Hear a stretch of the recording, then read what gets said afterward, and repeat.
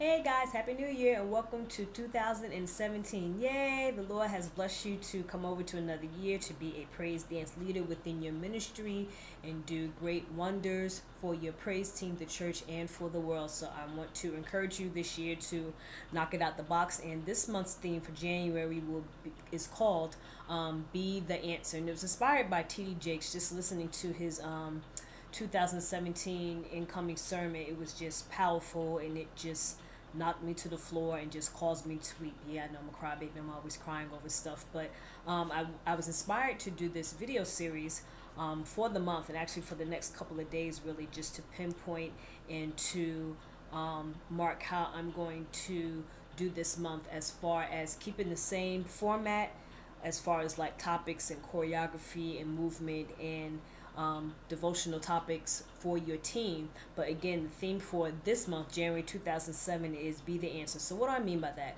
Listening to his sermon, like I said, it was very inspiring, and I wanted to know how this can be applied to praise dance leaders. So a lot of times, praise dance leaders are guilty in four areas when it comes to thinking that we should have a successful ministry. We'll base this on four things. So we base a successful ministry on the number of people on our team, number of dances that we've created throughout the year.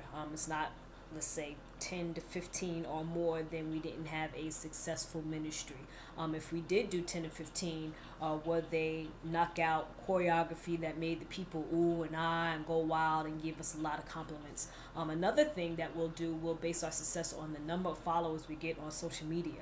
Ooh, how many followers do we have on YouTube or Instagram or Twitter or Tumblr or whatever within those medium platforms? How many followers do we have? And again, how many are responding or posting, oh, good job, y'all really like that, that was the bomb, getting types of responses to your post. Another thing that we will base our success on is praise and recognition from our pastor or our first leader. So if we feel that we're not getting enough validation, or they're always complimenting us or highlighting us in service, oh, sister so and so over the praise dance ministry did a good job, then we're not successful. So again, we'll base our success on those four things. Now I repeat myself. So we'll base it on the number of people of our teams, number of dances that we created through the years, number of followers we get on social media, and the responses we get from the post, and praise and recognition from the pastor or the first lady. And we're all guilty of it, one time or another, even in the past or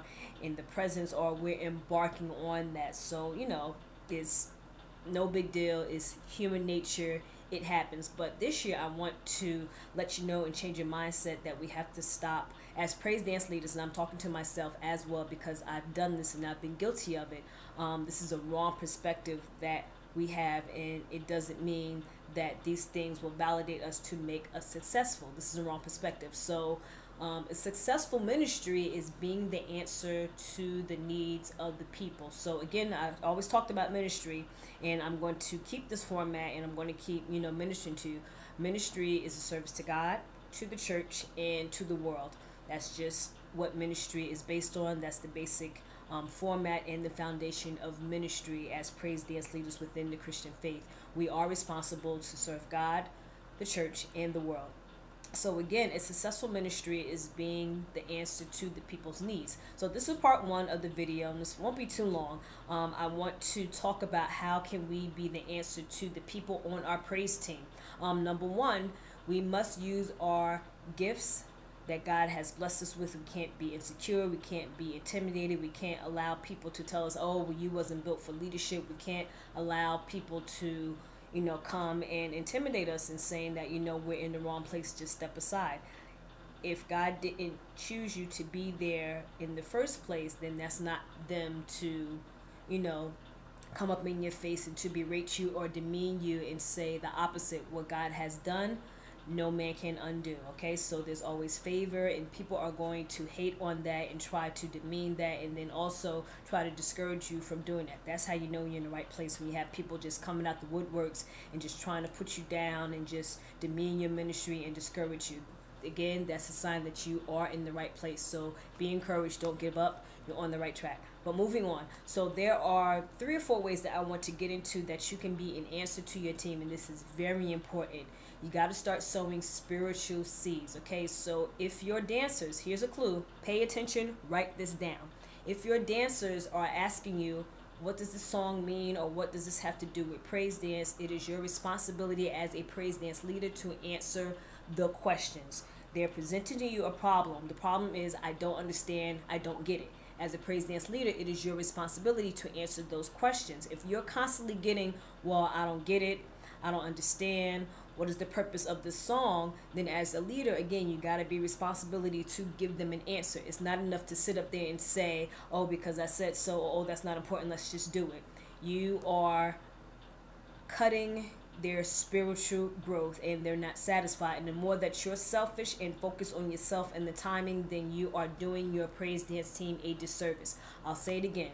The more you are selfish and not listening to the needs of your praise dancers, you are doing your praise dancers a disservice, and you are cutting their growth. So stop being selfish, answer their needs, tend to what they need. And again, they don't understand, they want to answer, give it to them. And it's not that hard. If you don't know yourself, then okay, go before the Lord and ask him what I'm doing, how can I provide an answer to them. So again, as praise dance leaders, it's not about being selfish. We have to tend to the needs of our praise dance team. Stop being the victim and, throwing tantrums and saying, oh, well, they don't understand, they're always picking on me. No, they just want answers from you, and it's time for you to stop being a baby and grow up and be a leader. That's what a leader is about. You have responsibilities. So take your heart off your sleeves, put on your big girl's panties or underwear or whatever, male or female. Grow up. This is 2017. It's time to teach your praise dance team what ministry is. So again, if they don't understand, be the teacher, be the solution, answer their questions. The solution to that is having devotionals. Again, I have a whole format I did in 2016 with praise dance songs. I actually broke it down and I helped you to explain to your praise dance team what it means so they can get an understanding of it and they can connect praise and worship to that. And you can go back to my videos, Praise Dance Selection Tuesdays, and follow that format. That will just solve all your problems and give them an understanding of what this song has to do with praise and worship. And it also has a theme to it, so it's your responsibility to stop being lazy and do the work. So devotionals is one way that you can really tend to the needs of your team, because as a praise dancer, you can't call yourself a praise dancer if you don't know who you're worshiping within the dance ministry and why you're doing it. I'm sorry if you're just dancing to gospel music and then you don't know why you're doing it. You can't call yourself a praise dancer. It's just an activity that you do within the church. A lot of people disagree with me, but I'm standing on it, and you can come at me with comments. I understand, I invite them, but again, I'm going to say it, and this is my theme and my tagline: you cannot call yourself a praise dancer if you don't understand who you are praising and why you are doing it. Number 2, be a student of the dance. As praise dance leaders, I know we get caught up with the timing, and a lot of times praise dance leaders are intimidated or afraid to go in the classroom and learn dance. I get it. Some feel they're too old, or they don't know the right location, or they want a strict Christian dance school. But it's very important that you find some type of dance outlet to learn technique to teach your dancers. If your dancers are coming up and saying, here's a clue, oh, we did this already, oh, this is boring, oh, this isn't keeping our interest, why don't we do something new, then it's your responsibility to step up the game.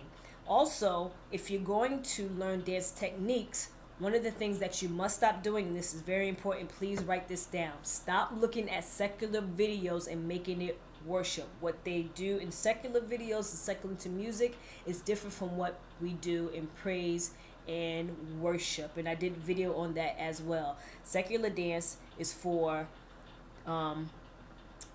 technique, and is for show, and is for performance to, how can I say it, to showcase that choreographer's technique and their signature move. It's all about them.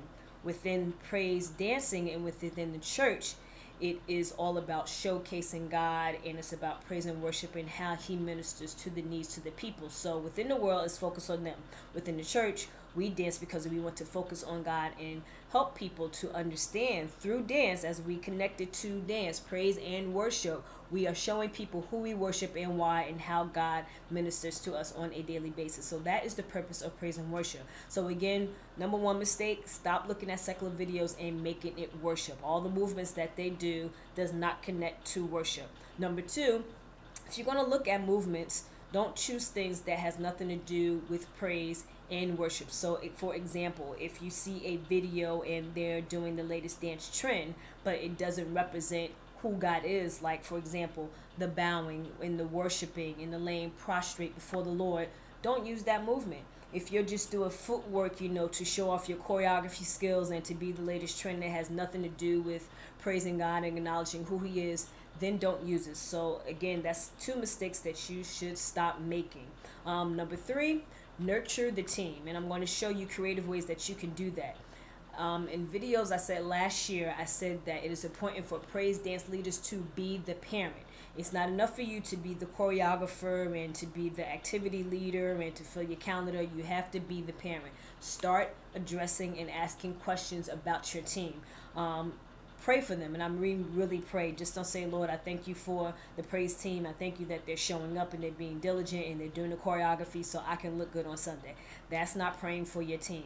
Praying for your team is praying for their finances, their marital status, their families, whatever challenges that they are facing. Or as a leader, you must spiritually war for your praise dance team. Okay, so it's not about you, it's about praying for your team and getting in their business. I'm not talking about being the gossip leader of TMZ and asking questions so you can spread it around. That's not what I'm saying. Spiritually go before the Lord, lay in prayer, and just pray for your team. Be specific. If you're noticing something spiritually and your antennas are going up, then that's your job to pray and say, okay, God, I felt something with her that wasn't right. She's usually off. Lord, whatever it is, protect her, protect the family, protect her mind. There's a lot of people within the church on your praise dance team, and I said it in videos before, that are mentally going through. They are carrying baggage from 2016 over 2017, and they don't believe that they can make it. As a praise dance leader, it is your responsibility to lay before the Lord and really labor in prayer for your praise dance team. If you're going to be a praise dance leader and you want your team to flourish, then it's your responsibility to pray. So here are some solutions that you can be creative with as a praise dance leader, and how you can be the answer to your team. Have a night of worship. No choreography, no rehearsal, just worship. And I remember years ago through an email, a sister had said that, and I didn't understand, just a night of worship, well, what does that mean? And she explained, we're just going to come before the Lord and just worship. That was very foreign to me at the time. I didn't get it, but now I do. It's something about being in the presence of God and just laying it all out there and just worshiping Him, and then He ushers in His presence that He really blesses the people. So once a month, have a night of worship with the praise team. Have a night of healing. Just bring all the people together and just worship before the Lord with praise and worship music. Have the ministers there, to pray for one another and read scriptures and just lay it out on the altar and just pray. Play instrumental music and dance before the Lord, or whatever music that you're led to play. It can be worship instrumental, it can be the latest gospel songs, whatever will minister to the needs of the people. I'm not talking about a popular song that's within the latest gospel charts, the top 5. Play something that will minister to the needs of the people. Think about restoration, restoring a broken heart, restoring the minds of the people. Again, you want to pray and worship before the Lord, but also healing for your praise dance team. Another thing that you could do, create a prayer basket. Oh, my pastor has one. Well, that's great. What about you and your praise team? You can make this intimate for your praise dance team only. Ask them to come in with requests that they are having problems with. It's not your job to look through the box and be nosy. You're just asking them to put the prayer request within the basket, and then you guys can pray over it as a team before you leave, or even before you dance. Just lay before the Lord and thank God that He is going to be the answer to whatever request that was in the prayer basket. So those are just some examples. Another one is start teaching your team to intercede for one another. Start teaching them to be responsible, to pray for the other team members. whether they're the same peers or in school. Pray for marriages, pray for those who were divorced. Just teach them to pray for one another. It's very important. Basically, that's it, guys. So my challenge for you of the day, for your praise dance team, again, this is just part one. Begin to ask the Lord what songs that you can use to start ministering to your praise dance team. Challenge of the day. That's challenge number one. Challenge number two, how can you be a minister to your team when it comes to devotionals? What devotion topics can you minister to your team that will, really help them throughout the week? So again, it's all about being the parent and being really personal to your praise dance team. Okay, thanks, guys. Please leave your comments, questions, and concerns within the box. It's 2017. I'm going to be a little bit hard on you and turn up the heat, but I just want to grow you and just take you to the next level within your dance ministry and teach you to be the answer. And again, that is being a successful ministry, being the answer to your praise dance team. And this is just part one. So I will see you for tomorrow on how you can be the answer to the church and to the world as a praise dance leader. Thanks, guys, and be blessed. And again, Happy New Year. See you for the next video. Be blessed.